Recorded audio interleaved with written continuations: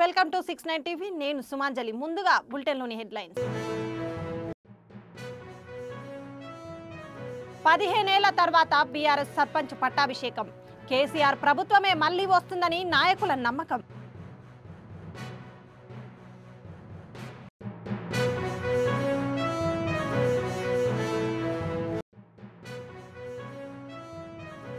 బీసీలకు ద్రోహం చేసినది బీజేపీయే. ప్రభుత్వ విప్ ఆది శ్రీనివాస్ తీవ్ర విమర్శలు.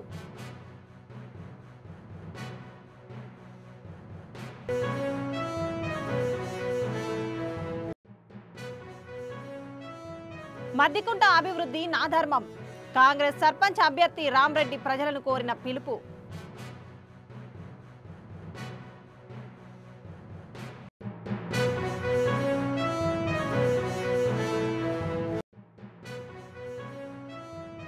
పాస్బుక్ల కోసం లంచం తీసుకుంటూ వీఆర్ఓ సూర్యనారాయణ ఏసీబీకి పట్టుబడ్డాడు.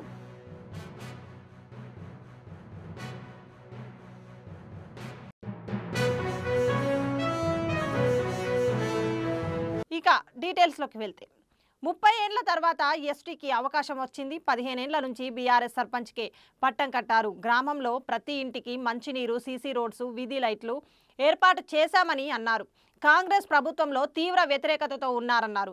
కేసీఆర్ మళ్లీ రావాలని ప్రజలు కోరుతున్నారని పేర్కొన్నారు. రాష్ట్రంలో వచ్చే ప్రభుత్వం కేసీఆర్ ప్రభుత్వమేనన్నారు. కాంగ్రెస్ ప్రభుత్వంలో వృద్ధాప్య పెన్షన్లు అందడం లేదని, రైతు రుణమాఫీ లేదని, ఉచిత బస్సు ప్రయోజనంతో ప్రజలలో కొట్లాటలు పెట్టారన్నారు. ఈ కార్యక్రమంలో బీఆర్ఎస్ పార్టీ నాయకులు అర్ఫిద్దీన్, గ్రామ నాయకులు పేర్కొన్నారు.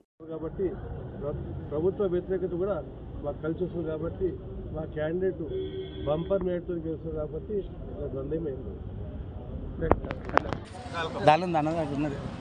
నా పేరు పాండు నాయక్, మద్దికుంట సర్పంచ్ అభ్యర్థిని. ఇప్పుడు గత 30 ఏళ్ళుగా మా గ్రామానికి ఎస్టీ రాలేదు రిజర్వేషన్.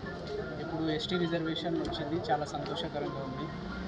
గత 3 సార్లు కూడా బీఆర్ఎస్ సర్పంచే గెలిచింది. ఇక్కడ ఏ పనిలో అయినా, ఏ అభివృద్ధిలో అయినా బీఆర్ఎస్ పార్టీ తరఫు నుంచే అయింది.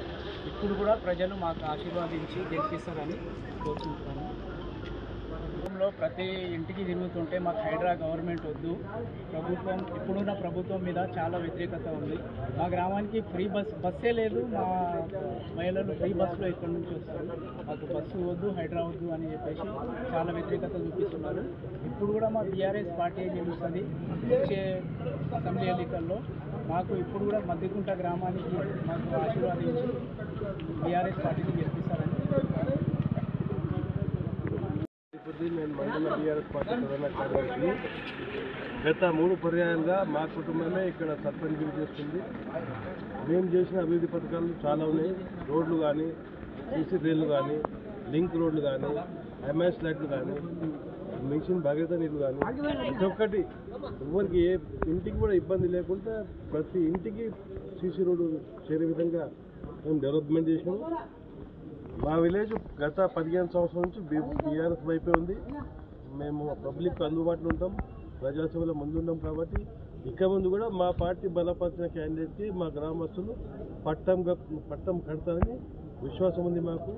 మరియు కాంగ్రెస్ గవర్నమెంట్ ఇచ్చిన 6 గ్యారెంటీలు పట్టపగలు బీసీల గొంతు కోసిన బీజేపీ నాయకులు ఇప్పుడు రిజర్వేషన్ల గురించి మాట్లాడుతున్నారు. బీసీలకు రిజర్వేషన్లు రాకుండా అడ్డుకున్నది బీజేపీ నాయకులని ప్రభుత్వ విప్ ఆది శ్రీనివాస్ ఆరోపించారు. బీసీ ద్రోహులు, వెన్నుపోటుదారులు బీజేపీ నాయకులే. 42% రిజర్వేషన్లు కల్పిస్తూ సీఎం రేవంత్ రెడ్డి నాయకత్వంలో రాష్ట్ర ప్రభుత్వం అన్ని ప్రయత్నాలు చేసింది. రాష్ట్ర ప్రభుత్వం పంపిన బిల్లులను ఆమోదించకుండా బీజేపీ నాయకత్వంలో కేంద్ర ప్రభుత్వం అడ్డుకుంది. కేంద్ర ప్రభుత్వాన్ని ఒప్పించడానికి నోరు మూసుకున్న బీజేపీ నాయకులు ఇప్పుడు రేవంత్ రెడ్డి పైన ఎగిరెగిరి పడుతున్నారు. బీజేపీ ఎంపీ లక్ష్మణ్కు కనీసం సిగ్గనిపించడం లేదు. ఆయన కూడా మా రేవంత్ రెడ్డి మీద మాట్లాడుతున్నాడు.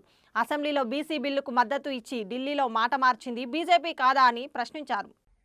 బీసీ రిజర్వేషన్ విషయంలో బీజేపీ నాయకులు కూడా మాట్లాడము, పట్టపగలు బీసీల గొంతు కోసినటువంటి మీరా మాట్లాడదని చెప్పన్నమాట. సందర్భంగా లక్ష్మణ్ గారు కూడా మా రేవంత్ రెడ్డి గారి పేరు మాట్లాడుతున్నారు.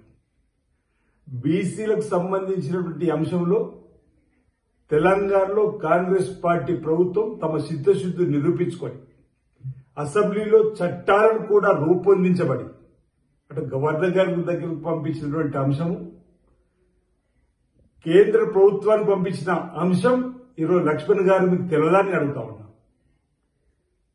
బీజేపీ ఓబీసీ జాతీయ అధ్యక్షులు ఉన్నటువంటి వీరు మన బీసీలకు 42% రిజర్వేషన్ ఇవ్వాలని తెలంగాణ రాష్ట్ర ప్రభుత్వం పంపినటువంటి ఈ బిల్లుని ఆమోదింపజేయడంలో మీ చిత్తశుద్ధిని ఎందుకు ప్రదర్శించలేదని చెప్పనే ప్రశ్న ఏదో మన బీసీలో వస్తున్న వేళ బీజేపీకి సంబంధించిన మీరంతా కూడా బీసీ బిడ్డలు నరేంద్ర మోడీ గారి ముందు ఎందుకు నోరు మెదపలేదని చెప్పిన ప్రశ్న వస్తున్నటువంటి ఉత్పన్నమవుతున్న వేళ ఈరోజు మా రాహుల్ గాంధీ కుటుంబం పైన మాట్లాడుతున్నారు, మా రేవంత్ రెడ్డి గారి పైన మాట్లాడుతున్నారు. ఈరోజు మా శుద్ధ నిరసన ఈరోజు కామారెడ్డి డిక్లరేషన్ కనుక్కున్న 42% రిజర్వేషన్ సంబంధించి చట్టాలు రూపొందించడం, రాజకీయ విద్య ఉద్యోగాలకు సంబంధించి 2 బిల్లులు, 2018 పంచాయతీ చట్టాలు సవరిస్తూ తీసుకొచ్చినటువంటి ఆర్డినెన్స్, ఇవన్నీ మీకు కనిపిస్తలేవో మీ కళ్ళకే చెప్పని అడుగుతా ఉన్నా. చిత్తశుద్ధి లేదు భారతీయ జనతా పార్టీకి అంటున్నాం. అసెంబ్లీలో సయ్యన్నారు చట్టాలు రూపొందించినప్పుడు ఢిల్లీకి పంపించాక నయ్య అంటున్నారు. ఎందుకు ఈ ఊట తీసుకుని చెప్పని మా సూటి ప్రశ్నకి ఇప్పటికీ బీజేపీ సమానం చెప్పలేదు. రాహుల్ గాంధీ గారి గురించి, సోనియా గాంధీ గారి గురించి కూడా, గాంధీ కుటుంబం గురించి మీరు మాట్లాడుతున్నారు. త్యాగాల కుటుంబం నుంచి వచ్చినటువంటి వాళ్ళు రాహుల్ గాంధీ గారు, సోనియా గాంధీ గారు. సోనియా గాంధీ గారికి ఒకసారి ప్రధానమంత్రి చేసే అవకాశం వచ్చింది, వదులుకున్నారు. రాహుల్ గాంధీ గారు కూడా ఒకసారి ప్రధానమంత్రి పదవి వస్తే వదులుకున్నటువంటి సందర్భం ఈరోజు మీరు మర్చిపోయారని అడుగుతా ఉన్నా. ఇప్పటికైనా నిజంగా బీజేపీకి బీసీల పైన చిత్తశుద్ధి ఉంటే కేంద్ర ప్రభుత్వం పైన ఒత్తిడి తీసుకుని వచ్చి 40% రిజర్వేషన్ ఇవ్వాలని. బీసీలకు తీరని అన్యాయం చేసింది ఏదైనా పార్టీ ఉందంటే అది బీజేపీ అన్నమాట. జంతర్ మంతర్ దగ్గర బీసీ సంఘాలు ధర్నా చేస్తారా? ముఖ్యమంత్రి రేవంత్ రెడ్డి నాయకత్వం, ఉప ముఖ్యమంత్రి, మంత్రులు, ఎమ్మెల్యేలు, ఎమ్మెల్సీలు, ఎంపీలు, రాష్ట్ర కార్పొరేషన్ చైర్మన్, బీసీ బిడ్డలు అందరూ కూడా 3 రోజులు జంతర్ మంతర్ దగ్గర పడిగాపులు కాసి రాష్ట్రపతి గారి అపాయింట్మెంట్ అడిగితే ఇవ్వండి మీరు, ఇప్పించండి మీరు.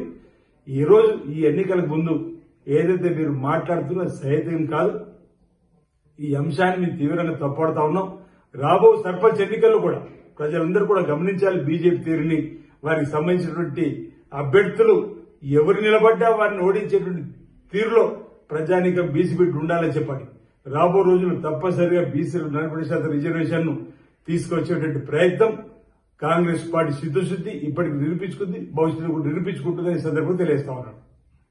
సదాశివపేట మండల పరిధిలోని మద్దికుంట గ్రామంలో కాంగ్రెస్ పార్టీ సర్పంచ్ అభ్యర్థిగా తనను గెలిపిస్తే కొన్ని విధాల అభివృద్ధి చేస్తానని, రాష్ట్రంలో కాంగ్రెస్ పార్టీ ఉందని, గ్రామ అభివృద్ధి చెందాలంటే కాంగ్రెస్ పార్టీకి ఓటు వేసి తనను దీవించాలని, ఏ సమస్య వచ్చినా తాను ముందుండి పోరాడతానని, గ్రామాభివృద్ధి తన దేవమని సర్పంచి అభ్యర్థి కాంగ్రెస్ మండల పార్టీ అధ్యక్షులు రామరెడ్డి మాట్లాడుతూ, గ్రామాలు అభివృద్ధి చెందాలంటే కాంగ్రెస్ పార్టీని దీవించి తమ అభ్యర్థులను గెలిపించాలని ప్రజలు కోరారు.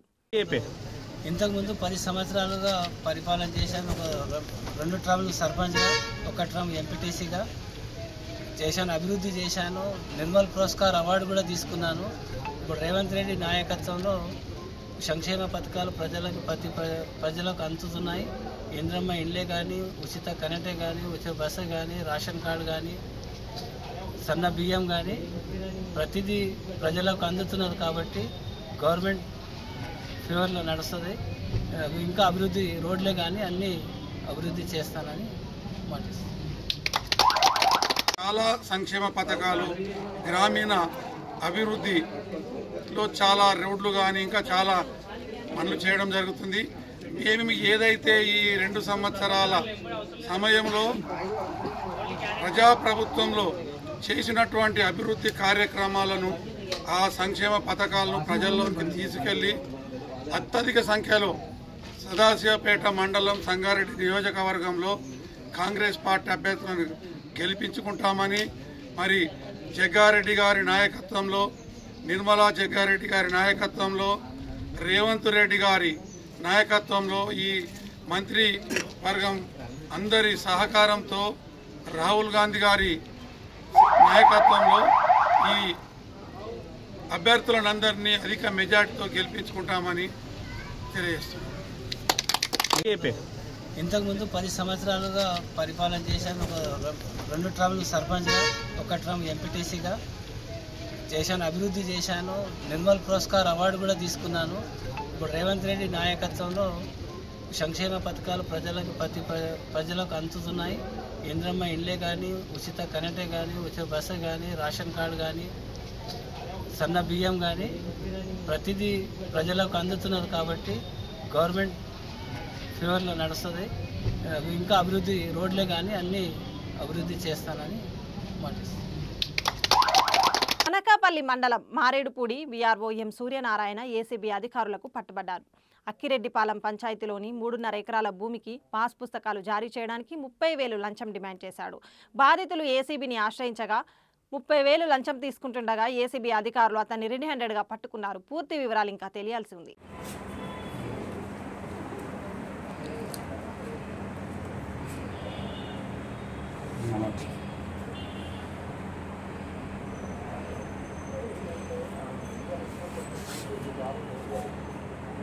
तो मकबई के कल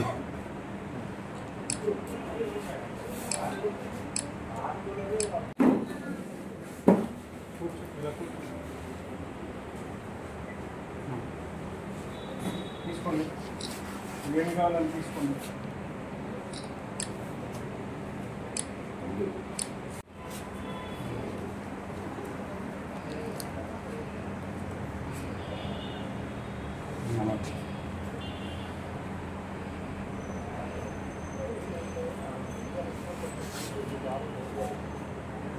तो मकबई के कल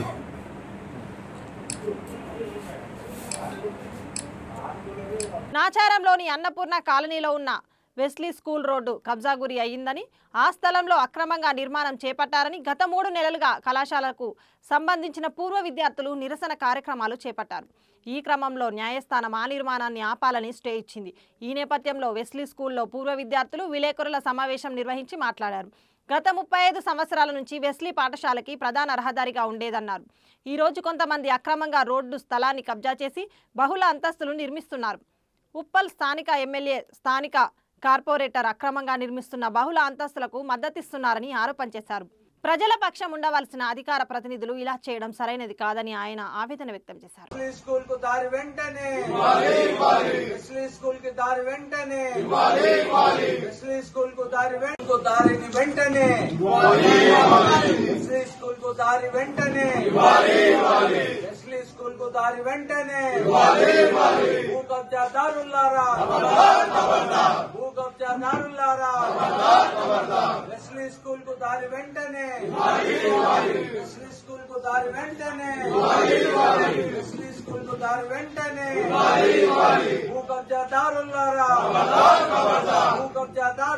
ఇవాళ ఈ అఖిలపక్ష కమిటీ ద్వారా తెలియజేయాలనుకుంటున్నది ఏంటంటే, అన్యాక్రాంతం అవుతున్నటువంటి ప్రభుత్వ భూముల పైన అఖిలపక్ష కమిటీ ఏర్పరచుకున్నాము. ఇంతకు ముందు మన ఎన్టీఆర్ స్టూడియో వెనకాల ఇవాళ ప్రజెంట్ గా ఏర్పరచుకున్నటువంటి మార్కెట్ కమిటీని ఏ విధంగా అయితే ప్రభుత్వ భూమిని కాపాడుకొని ప్రజలకు ఉపయోగపడే మార్కెట్ కమిటీగా ఏర్పరచుకున్నామో, అదే విధంగా ఇవాళ ఇక్కడ స్కూల్ కి జరుగుతున్న అన్యాయం ఒక్కటే కాదు, ప్రభుత్వ భూములని అన్యాక్రాంతం చేస్తున్నటువంటి ఎవరైతే ఈ అవినీతి నాయకులు ఉన్నారో, భూ కబ్జాదారులు ఉన్నారో, రియల్ ఎస్టేట్ వ్యాపారులు ఉన్నారో, వారికి ఒక చెంపపెట్టుగా ఇవాళ మనకి హైకోర్టు నుంచి వచ్చిన ఈ ఆర్డర్ కాపీని మీ ముందు పెడుతున్నాము. ఈ సక్సెస్ లో మీడియా పాత్ర కూడా చాలా ఉంది. కాబట్టి మీ అందరూ ఈ నాచారం డివిజన్ లో ఇంతకు ముందుకు మంచి స్నేహభావంతో అందరు పార్టీ వ్యక్తులు కలిసి అభివృద్ది చేసుకున్నాము. దగ్గర 100 కోట్ల అభివృద్ది నాచారం డివిజన్ లో గత 1905 నుంచి 2015 వరకు జరిగింది. అప్పటి నుంచి ఇప్పటి వరకు ఏమేమి అభివృద్ది జరిగిందో మీ అందరూ కూడా దాని మీద దృష్టి పెట్టాలని చెప్పి అఖిలపక్ష కమిటీ ఇట్లాంటి కార్యక్రమాల మీద పోరాటం చేస్తుంది అని మీ అందరికీ తెలియజేస్తున్నాను. ధన్యవాదాలు. స్కూల్ కు దారి వెంటనే, స్కూల్ కు దారి వెంటనే, భూ కబ్జాదారులారా పోరాటానికి సహకరించారా? సహకరించుకుని ఎందుకు సహకరించలేదు? మంచి ప్రశ్న అడిగారు. ఇవాళ ఇక్కడ ఎవరైతే బిల్డర్ ఉన్నాడో ఆ బిల్డర్ వ్యక్తి మా ఇంటికి కూడా వచ్చారు. వచ్చినప్పుడు ఆయనకి ఇక్కడున్న సమస్యలు ముందే చెప్పడం జరిగింది. ఇది ఒక లేఅవుట్ లో ఉన్న ఓపెన్ స్పేస్. దీని పక్కన స్కూల్కి వెళ్లే దారి ఉంది. దీన్ని మీరు అనవసరంగా బిజినెస్ చేయాలనుకుంటున్నారు. ఇది నలుగురికి ఇబ్బంది పడే సిచ్యువేషన్. కాబట్టి మీరు కూడా దీంట్లోకి దిగే ముందు ఆలోచించుకోండి అని చెప్పాం. మేము చెప్పినప్పుడు వాళ్ళు అన్నారు, మాకు ఆల్రెడీ దీని గురించి అవగాహన ఉంది, మాకు సపోర్ట్ ఉంది, మేము ఏ రకంగా చేసుకుంటాము అని చెప్పి సమాధానం చెప్పినారు. వాళ్ళ సమాధానం ఎవరి ధైర్యంతో చెప్పిండ్రు? ఇవాళ అధికారంలో ఎవరున్నారు? ఇక్కడ స్టేట్ లో అధికారంలో ఉన్న మాట గురించి మాట్లాడతలేము. నాచారం డివిజన్ లో ఏ నాయకుడు అధికారంలో ఉన్నాడు? నాచారం డివిజన్ ఉన్న దాంట్లో అసెంబ్లీకి ఎవరు నాయకత్వం వహిస్తున్నారు? మరి వారి అండదండలు లేకుండానే ఇలాంటి కార్యక్రమాలు చేపడుతున్నారంటే మీరు నమ్ముతారా? ఇవాళ ప్రశ్నలు అడుగుతున్నారు మీడియా మిత్రులు. స్టేట్ లో కాంగ్రెస్ పార్టీ అధికారంలో ఉంది, మరి మీ అధికారంలో ఉన్నప్పుడు అధికారులు మీ మాట వినాలా, వాళ్ళ మాట వినాలా అని అంటున్నారు. ఎప్పుడైనా అధికారులు గాని ఎవరు గాని అవినీతి చేయాలనుకున్న వాళ్ళు డబ్బులకే అమ్ముడుపోతారు. ఇవాళ డబ్బులకు అమ్ముడుపోయిన వాళ్ళ చేతిలో జరుగుతున్న అన్యాయానికే ఇవాళ అఖిలపక్షం ఏర్పరచుకొని దానికి సమాధానం చెప్పడం జరిగింది. ఇంకోటి ఏంటంటే కాంగ్రెస్ పార్టీ నుంచి ఎవరు రాలేదు, బీజేపీ నుంచి ఎవరు రాలేదు. ఎందుకు? కారణం ఏంటి? వాళ్ళు కూడా అధికారంలో ఉన్న పార్టీ అయినా కానీ స్థానిక సమస్యలు ఉన్నప్పుడు ఇన్ఛార్జీలు రావాలి కదా. నియోజకవర్గ ఇన్ఛార్జీలు రాకుంటే వాళ్ళు ముఖం చాటేయడం వెనుక అంతర్యం ఏమిటి? ఉత్తరాంధ్ర ఆరాధ్య దైవం ప్రముఖ పుణ్యక్షేత్రముగా విరాజిల్లుతున్న సింహాచలం శ్రీ వరాహ లక్ష్మీ నరసింహస్వామి వారి నిత్య కళ్యాణం అత్యంత వైభవంగా జరిగింది. అర్జిత సేవల్లో భాగంగా అర్చక స్వాములు ఉత్సవమూర్తి గోవిందరాజస్వామిని ఉభయ దేవేరులతో మండపంలో అధిష్ఠింపజేశారు. నిత్య కళ్యాణంలో పాల్గొన్న భక్తుల గోత్రనామాలతో సంకల్పం చెప్పి పాంచరాత్రాగమ శాస్త్రం విధానంలో విశ్వక్సేన ఆరాధన పుణ్యవచనాలతో కార్యక్రమానికి శ్రీకారం చుట్టారు. కంకణ ధారణ, నూతన యజ్ఞోపవీత సమర్పణ, జీలకర్ర బెల్లం, మాంగళ్య ధారణ, తలంబ్రాల ప్రక్రియలను కమనీయంగా జరిపించారు. మంత్రపుష్పం, మంగళ శాసనాల తర్వాత భక్తులకు వేదాశీర్వచనాలు, శేషవస్త్రాలు, స్వామివారి ప్రసాదాలను అందజేశారు. అనంతరము స్వామివారి అంతరాలయ దర్శనం కల్పించారు.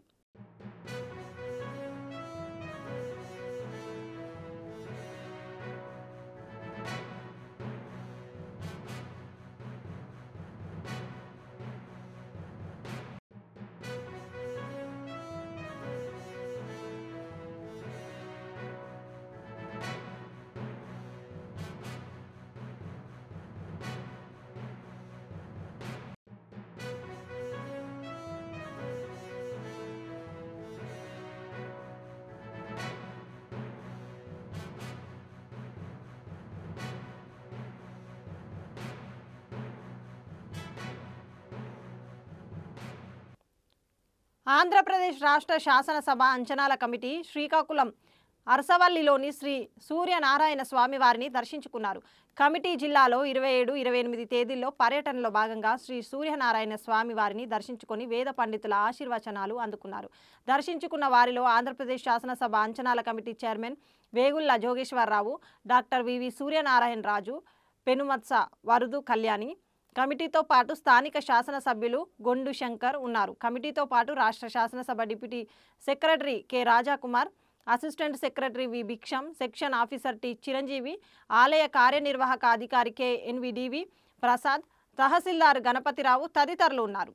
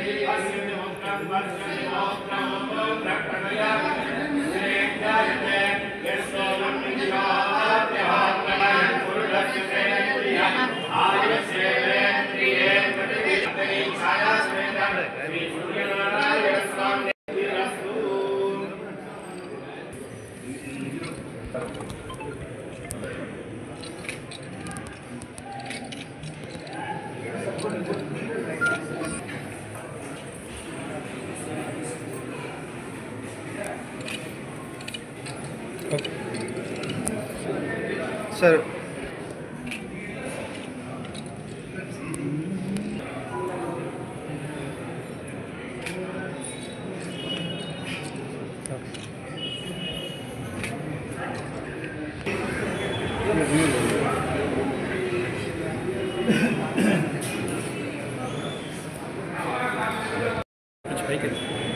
ఈ రోజున ఆంధ్రప్రదేశ్ ఎస్టిమేట్ కమిటీ తరఫున శ్రీకాకుళం రావడం జరిగింది.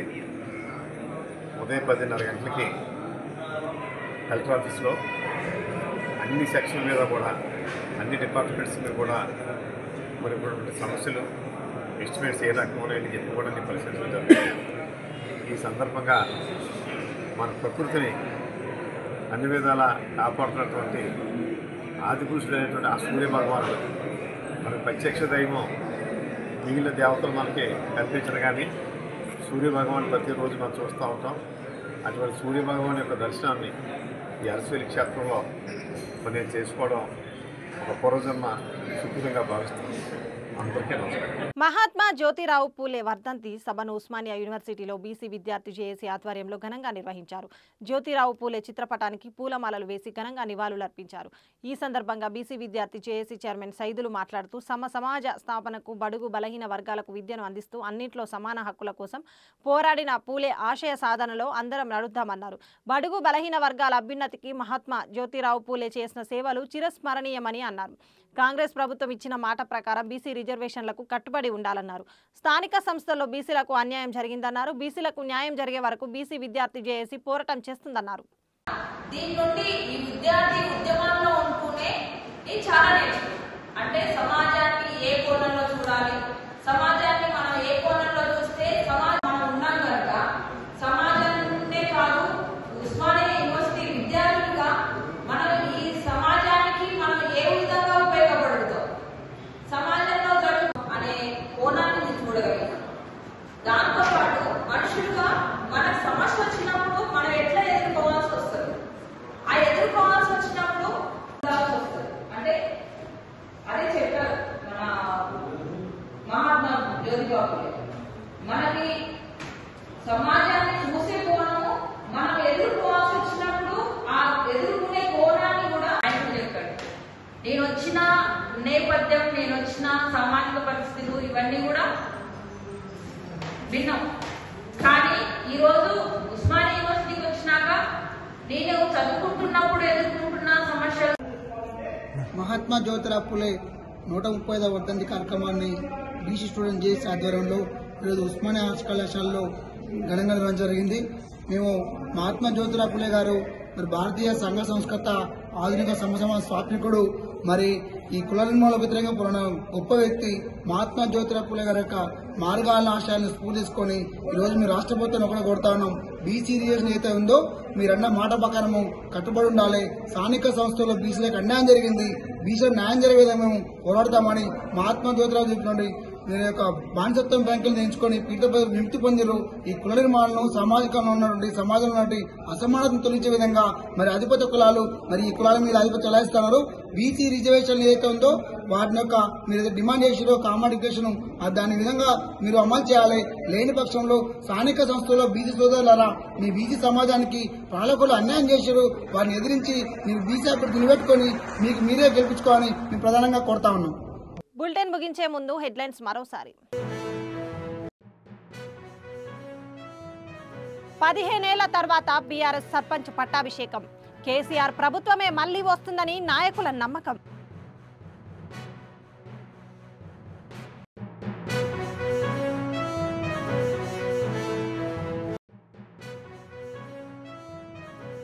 బీసీలకు ద్రోహం చేసినది బీజేపీయే. ప్రభుత్వ విప్ ఆది శ్రీనివాస్ తీవ్ర విమర్శలు.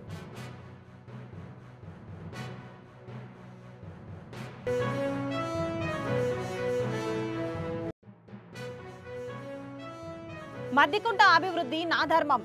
కాంగ్రెస్ సర్పంచ్ అభ్యర్థి రామ్రెడ్డి ప్రజలను కోరిన పిలుపు.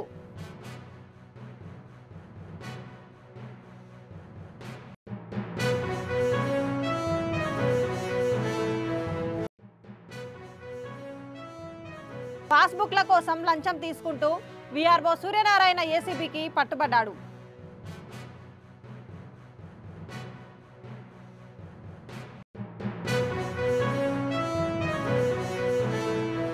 ఇవి బులెటిన్ విశేషాలు. మరిన్ని అప్డేట్స్ కోసం చూస్తూనే ఉండండి 69 టీవీ న్యూస్. నేను సుమాంజలి, సైనింగ్ ఆఫ్.